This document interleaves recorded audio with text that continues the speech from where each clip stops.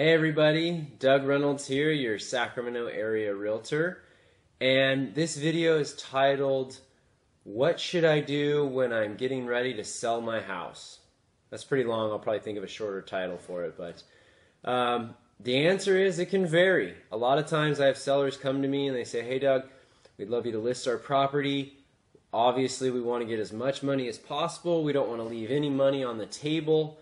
What should we do?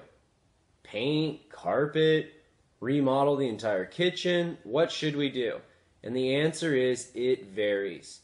There's two sets of situations that can be going on, and one of which is you're already living in the house and you're going to be selling the house while you're living in it. Well, that's a much different dynamic there. So it can depend on that. So it varies. And you should be able to have your agent kind of analyze the situation and give you a catered answer to your particular situation. So some examples could be, if you're living in the house, you need to declutter the property, you need to depersonalize the property, you might need to move a majority of your furniture or things into the garage or get just a temporary storage area or something just so that you have a minimal amount of stuff. You need to take all the things off of the countertops in the kitchen. Maybe possibly have it professionally cleaned before you come on the market. Maybe paint. You might need to maybe get some new carpet.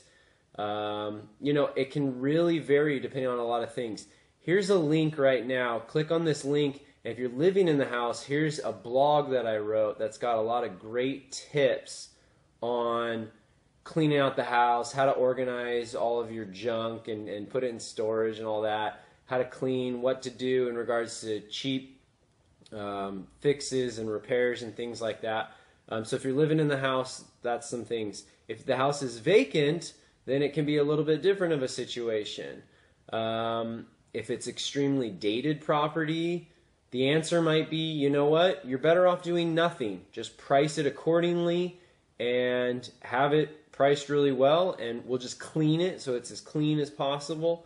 But sometimes if it's really dated, you don't want to change one thing, because if you change one thing, then all of a sudden, this over here looks kind of weird because this is new and this isn't.